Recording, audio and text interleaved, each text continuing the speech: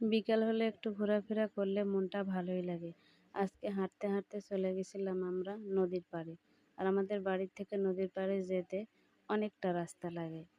বাড়ির পাড়াটা পার হওয়ার পরে রাস্তার পরে আবার নামতে হয়, তারপরে একটু যাওয়ার পরে নদী। তো হাঁটতে হাঁটতে কলা বাগান পেরিয়ে নদীর পাড়ে চলে আসছিলাম। নদীর ওই পাশেও আছে অনেক কলা বাগান।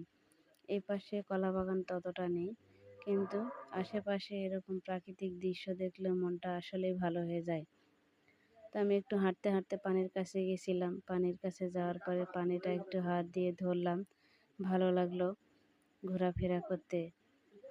নদীর পাড়ে গেলে শীতল একটা হাওয়া পাওয়া যায়, সেই হাওয়াটা মনে হয় যেন প্রাণটা জুড়িয়ে যায়। এখানে আমরা আশেপাশে খুঁজছিলাম যে কোনো নৌকাতে ওঠা যায় নাকি। দুইটা নৌকা ছিল, সেটা অনেক দূরে, যেটা ক্যামেরাবন্দি হয়নি। এখান থেকে চারিদিকে একটু ঘুরে ঘুরে দেখে তারপরে চলে গেছিলাম উপরে। উপরে ওঠার পরে যে কোনো এক সাইডে যাওয়ার জন্য দেখে নিচ্ছিলাম যে কোন দিকে যাওয়া যায়। পরে আমি উপরের সাইডে উঠলাম। উপরের সাইডে ওঠার পরে এখানে কিছু গাছপালা ছিল, তার অপর সাইডেও এরকম উঁচু জায়গা ছিল, কিন্তু মানুষে কেটে মাটিগুলো সমান করে কিছু ফসল করছে, কি সেটা আমরা জানি না। কিন্তু এখানে আমরা অনেক ঘোরাঘুরি করে তারপরে অপর পাশ দিয়ে নিচে নেমে বাড়ির উদ্দেশ্যে রওনা দিলাম। এরকম ঘোরাঘুরি করতে মাঝে মধ্যে সবারই ভালো লাগে।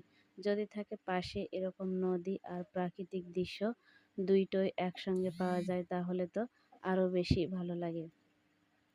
তো ঘোরাফেরা করার পরে আমরা চলে গেলাম রাস্তার সাইডে। রাস্তার সাইডে এই তো রাস্তার সাইডে প্রত্যেকটা জলপাইয়ের গাছে গাছে খুব সুন্দরভাবে জলপাই হয়েছিল, যেগুলো